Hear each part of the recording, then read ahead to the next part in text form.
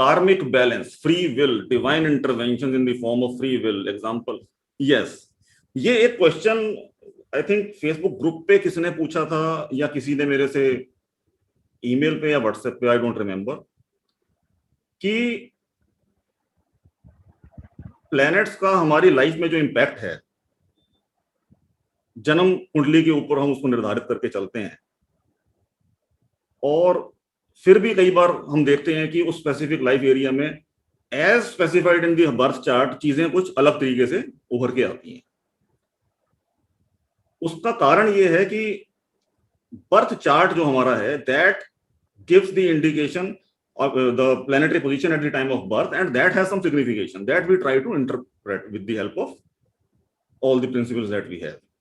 लेकिन फिर भी बर्थ के समय से लेके और अब तक बीच में कितनी बार उसमें डिवाइन इंटरवेंशन हमारी लाइफ में हुई है, that also makes a difference. Example मैंने ऑलरेडी लिखा हुआ है कि मोबाइल फोन हमने खरीदा, डिफॉल्ट सेटिंग के साथ आया, कुछ समय के बाद हमने कुछ उसकी सेटिंग चेंज की, कोई ऑपरेटिंग सिस्टम था उसको हमने बिहेवियर चेंज किया, तो अब जो उस डिफॉल्ट सेटिंग के आप पैरामीटर्स को अगर पढ़ेंगे और उसका एग्जैक्ट बिहेवियर देखेंगे, उसमें डिफरेंस होगा। तो हॉरोस्कोप अगर हम एनालाइज कर रहे हैं, that is depicting something, but you are looking at talking to a person who has lived his life for a couple of years and he has some sort of divine intervention with the help of meditation, with the help of remedies. अब वो क्या कुछ कर चुके हैं अपनी life में, you don't know that, your chart will not tell that.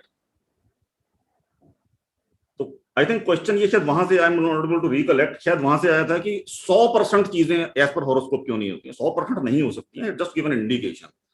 अपनी लाइफ में हर आदमी कुछ ना कुछ कर्म करता है, कुछ ना कुछ उसकी रेमेडीज कहीं ना कहीं परफॉर्म की होती हैं, या कोई अच्छे कर्म किए होते हैं, कहीं चैरिटी दी होती है, that is somehow changing the path forward. So horoscope will give you an indication. एक ये सबसे पहले अंडरस्टैंडिंग बहुत लेना जरूरी है कि एस्ट्रोलॉजर से जो एक्सपेक्टेशन रहती है कि 100% सही बताना चाहिए, 100% बता दिया तो भगवान हो गया, उसकी जरूरत भी नहीं है पता करने की। सही राह पे हम रह पाए, उसके लिए अगर एस्ट्रोलॉजी को हम फॉलो करते हैं, that is the best path that we can follow. Astrology का पर्पस सही तरीके से समझ पाए, that it is the tool to help you move forward towards self realisation, then it can be a very good tool, rather than only focusing on predicting the materialistic events. So that's altogether a different matter. But the main point that I would like to mention over here was that karmic balance, that is one thing, but then again the free will that I have always mentioned, that free will से हम अपने कार्मिक balance को change कर सकते हैं। वो कार्मिक बैलेंस है, वो हमारे कर्म फल हैं।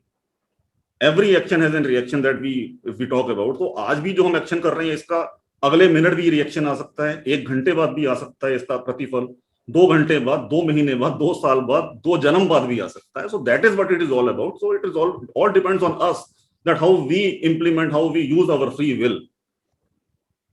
और हर चीज में हॉरोस्कोप को यूज करना वो भी सही नहीं है।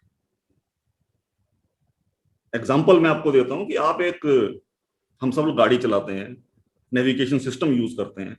That navigation system you consider as your horoscope of your life. Horoscope gives you the navigation towards your life. Now in your car you have navigation system, it guides you the route, the path to reach your destination, but it never tells you that now you have to apply the brake, now you give the indicator, you have to apply your own judgment, that is your free will. And कहीं आपने गलत मोड़ अगर ले लिया, then navigator will tell you that now you are on the wrong path, do this. But then रास्ते में कितनी अड़चने आ रही हैं, ट्रैफिक सिग्नल है कि नहीं है, पुलिस वाला खड़ा है कि नहीं है, कौन सी लेन में जाना है, that you have to decide. So this is how our life also is. So हर चीज में हॉरोस्कोप देखना, that is like searching everything on Google. Anyway,